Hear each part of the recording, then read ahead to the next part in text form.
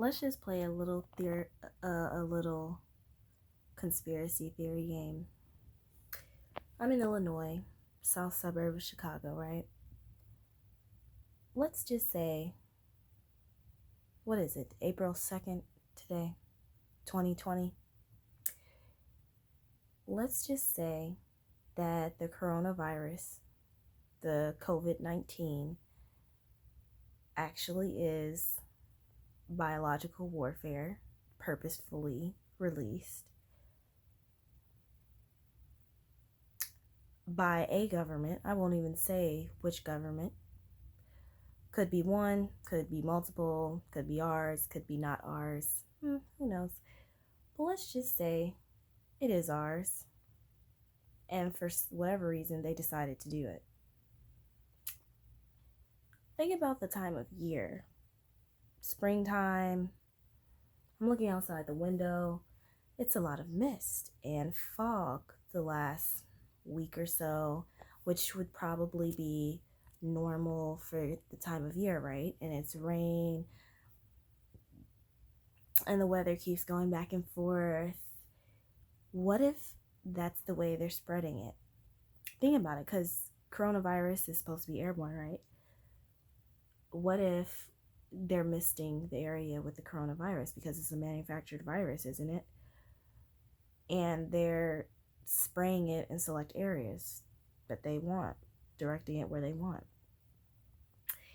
Ding! Problematic. I don't like this.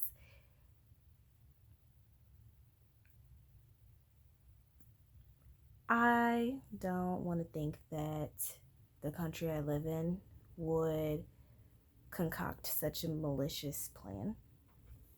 However, the United States is not a stranger to doing diabolical things when they want to achieve a certain goal. What kind of goal would they want to be achieving by spreading something so catastrophic in their own grounds? I don't know. You might say, well, there are high positioned leaders that are getting impacted by this virus as well. Yada yada. Are they dead? Have they died? Or have they been infected with it on purpose and then given the cure while it's still in the remotely safe zone where they won't die? But everyone is convinced that they're on our collective side because they got the virus too. Think about it. I'm just putting it out there, potentially, possibly. People don't like conspiracy theories because they're like, there's no foundation for it. Why would they do that? But historically speaking, the government isn't always on the side of the people, even though it's supposed to be working for the people. So, when you look outside your window and you see all this rain, mist, or you don't see rain and mist, think about what area you're in. Think about what impact would your area have if it were to drop dead over the span of the next month. Would it benefit the large picture of the people who are in control of our country? Or would it detract from their vision if where you're at was diminished? Just thinking. I mean, this is some pretty serious stuff. And people think it's too diabolical for a series of nations to release biological warfare in their own grounds. But if they have the cure for it and they've all devised and decided that this was the thing to do or whatever, or if they got tricked into it in some kind of way and then wanted to back out but it was too late, and if they claimed it themselves, then, I mean, imagine that. Yeah, we considered it, and then it was too late by the time we were like, no, it's a bad idea. Like, the fact that you guys would even consider it would be problematic, so why would they admit that? You know, why would they admit it? They really wouldn't. It would take serious guts to admit that they did something like that. And so, of course, they would throw it off as a sporadic thing or an enemy nation or some random natural disaster or whatever. And I'm just thinking about it because I'm looking at all these different videos and all this news and fake news and factual stuff, blah, blah, blah. And it's like, how do we really know what's real? And then, you know, if you think about all the plagues over time and then the different warning signs about what it would look like during the end times and stuff like that from different cultures. I won't even focus on one culture. I'm thinking of one culture in specific, one religion, religious doctrine in specific from the Bible. But I mean, there are other cultures that list the signs of the world ending and things like that, and what will lead up to it. And the pandemics that is made by us to destroy us sounds right up that alley. It really does. I mean, how much more evil do you get? You're going to kill out your own people? Because think about it, our resources are limited, our space is getting filled up. I mean, our population is over 7 billion by this point. What, are we nearing 8 billion yet? I don't know. I mean, think about it, all the resources, the rate that natural resources take to replenish is not going to match the speed that we're using them. You know, trade wars, politics,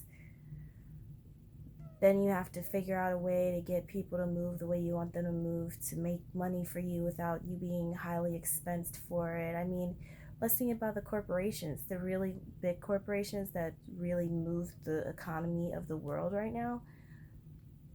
Who's to say they're not a part of it? Like, who's to say they're really not a part of it? Think about how big they are. If you don't think these corporations in some kind of way touch politics, you're just detached from what's happening in the world. I don't even have like the biggest conceptual framework of like how all that is interconnected. I have like the bare structure idea of it. I don't have like the fine-tuned interworkings of all that, but I do know once you hit a certain point in a sector, you are like, you're a threat to the government you're governed by, so to speak. And so they work stuff around you or try and have you work with them or whatever. They try and get you into their net.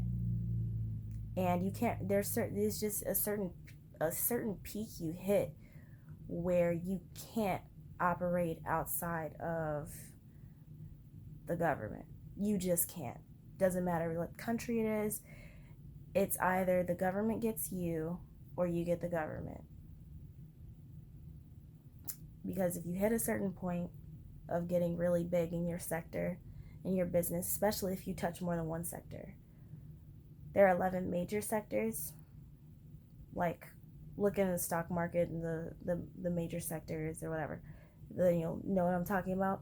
But if you're hitting those sectors, even one sector, that means you're moving the economy for your country. And if you're really, really big, then you're moving your sector in the world economy. And anyway, that means you have a lot of weight. That means if you wanted to pull something, you could potentially pull something, especially if you form an alliance with two other heavyweights in different sectors, or the two heavyweights next to you in your sector. That means you're running the whole thing. Like, y'all can pull it.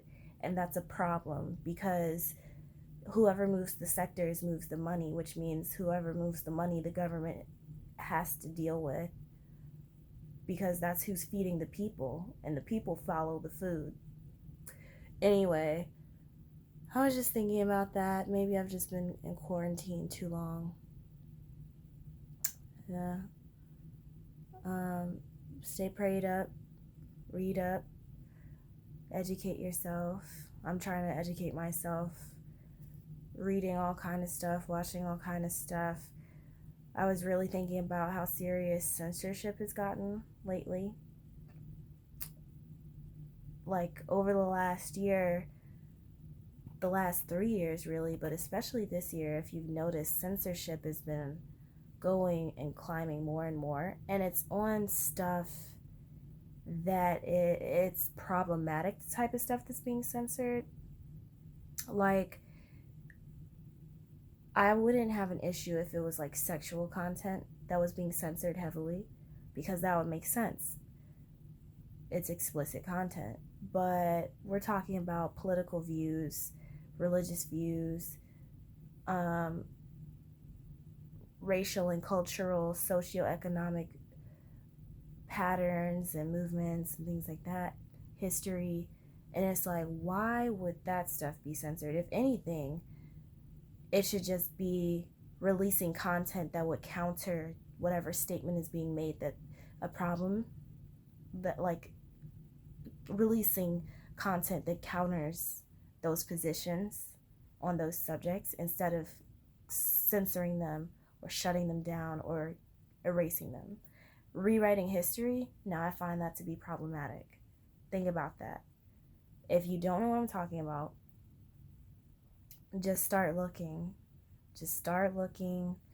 Like, think about it. Google, Facebook, other big like search engines and social media and stuff like that. Like, think about the stuff they're censoring. Think about the content they're censoring. They don't care about the mindless, brainless type of stuff. Now that knit and grit type of stuff, the stuff that moves the soul, moves the pocket, now that they care about. You want to talk about, all kind of reckless stuff, people being crazy, reality TV all day, they don't care about that. They want you to be messy because your mind won't be focused on what's important. But the important stuff, they're pulling that. And they're talking about propaganda, fake news, misleading content, dangerous organizations, inaccurate historical tellings. How can you tell a group of people who are present? How can you tell a group of people who are present or who have legitimate record of something that happened, that thing didn't happen just because you said so? Like, think about, if you go and you look, there are certain articles and newspapers and books and things like that they are retrograding and rewriting or erasing. They're coming up unfound or edited. Not translated, edited. Why? Like, that's not the genuine content. and it changes the narrative of what's happening. Think about it. Like, you hear all the time, or at least I've been hearing a lot over the years, think about history and the way that it's spelled and what it means, his story, the perspective, and things like that. There shouldn't be an erasing of the telling of the story. If anything, there should be multiple perspectives of the story being told by multiple people who are present, but nobody's version of it should be getting erased. If anything, those other versions, those other perspectives are balancing the other stories. They're painting the parts of the picture that weren't clear from the one perspective. It's just too much to really... I got too much time to be sitting and thinking about this stuff, which technically I don't, because, I have to do my classwork and my, money-making work. But we're really in a time where you can't be blind. I can't sit still and wait for the news channel or news feed or, whatever to keep me informed, because if it is a mass deception happening, that means I have to be mindful of the sources that I'm getting my information from. That means I have to look outside of what they're putting in my face, what I'm being recommended, and have to seek things myself. That means work.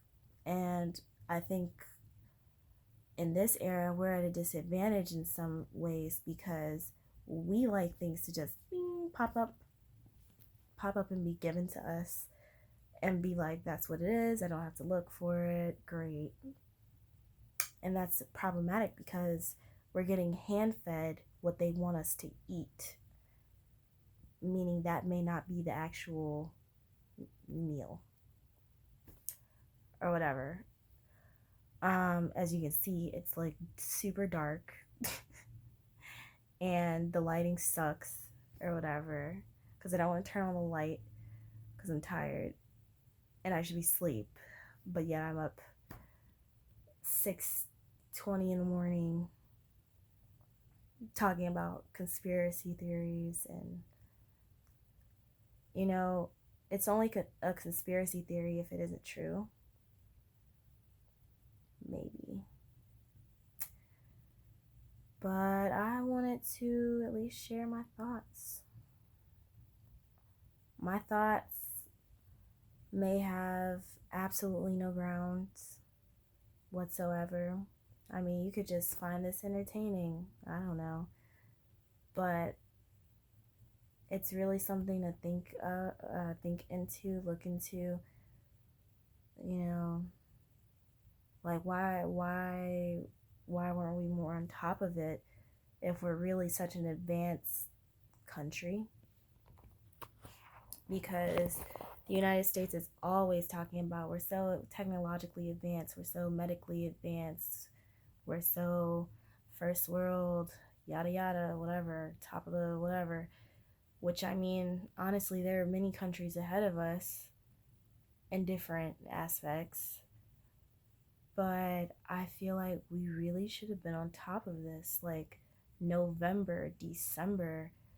Wasn't this virus first globally introduced, the first outbreak somewhere in October or November or something of 2019? Like, I remember hearing something between October and December of 2019 that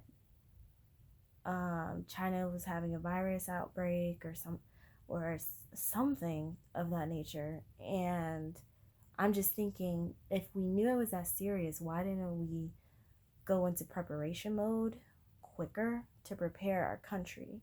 Like, I heard, and I have to verify this because I don't know, I haven't looked personally, but I heard that Taiwan was one of the best countries at reacting, because as soon as they found out about the virus, they put everything in check for their country. Like, they made sure everyone was getting tested. They made sure that, everyone was, I don't know if it was like isolated specifically, but they were limiting the movement. They were making sure everyone was like on top of it, masks, whatever. And so I don't know. It's a lot to think about.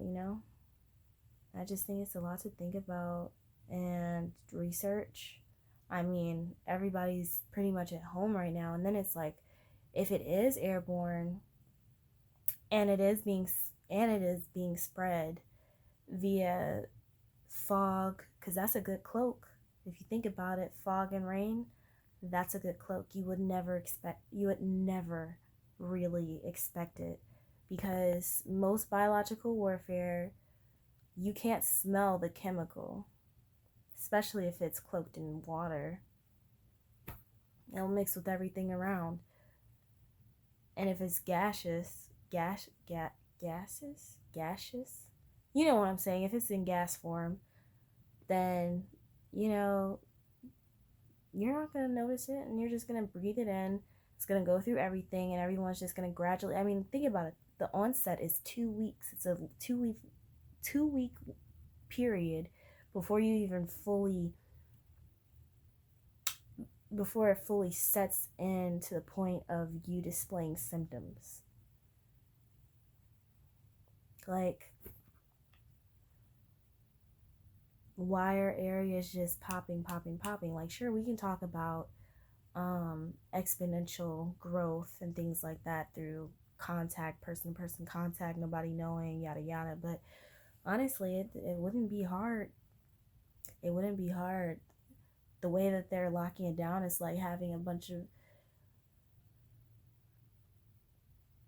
bunch of pigs in their pens before the slaughter. Like, think about it. You tell everyone to stay in their house, easy target. You just drop the smoke over the areas that you want gone. Boom. Everyone, if they really stayed in their house or stayed in that area, 2 weeks, they're out. And think about it, the non-resuscitate order, the no CPR order, don't bring it back to the hospital order in different areas and stuff like that. Oh, we don't have enough ventilators, we don't have enough respirators, we don't have enough materials. How does the medical staff not have enough material? Like, what is going on? How could you not provide enough gloves and masks and disinfectant and coverage for the medical staff? They're the first line of defense. Seriously? Like, if anything, not only are they the first line of defense, but they're also the biggest risk factor to transmit the virus, because they're always in contact. Like, seriously. Oh my God. It's just like, we really dropped the ball if this wasn't a plot. And if it is a plot, God, it's working really well. Really well. Like, they are lining us up like ducks. Either way, it sucks, honestly. Either way, it sucks, because then it's like, okay, well, if it is a plot, how do I even outwork the plot? I'm an individual citizen. It's not like I have any government contact or movement. It's not like I have a huge sum of money or anything like that. So I can't be moving around the way I want to be moving around. Even if I did, you can't be moving a certain way, because everything's on restriction right now. And certain areas are starting to go into martial law effect. So it's like, it's really clicking right now, the importance of having power, the importance of having influence, the importance of having your own resources that you control, that I control. Like all this stuff. Think about it. The people who control their own resources and can move independently of the government, so to speak, they, I won't say they don't have to worry, because they do, because they're human like we are and stuff like that, but the type of worry they have is a bit different. Like, if they want to move to a different state, if they want to pick up and go to Alaska, they can pick up and go to Alaska. Boop, be out of the way of all this. They can be there the rest of the year, rest of the decade if needed, because they have the resources to make it happen. Oh, it's getting crazy. I'm gonna go to my private island real quick. Let y'all work that out. Anyway, it's no point in fantasizing about that side of things, because that's not going to do anything for my position. So, gosh, I don't even know what I can do in my position. Is this going to be like a Hunger Games situation? Because I definitely don't know how to hunt. I don't even know where to find it. I don't even know where to find game around here. I mean, I'm sure, go to the forest or something, but good luck with that. I mean, if I have to wing it, I'm sure I can survive, but this makes me really reflect on things, on some decisions I've made. And hopefully we'll pull through this as a society where we'll be able to resume a semblance of normalcy, of going outside, not having to wear masks, not having to be, weary of everything, because I want to take some classes and learn some stuff. Like, this really makes me think about my survival skills. Like, man, if I hadn't been going camping for years,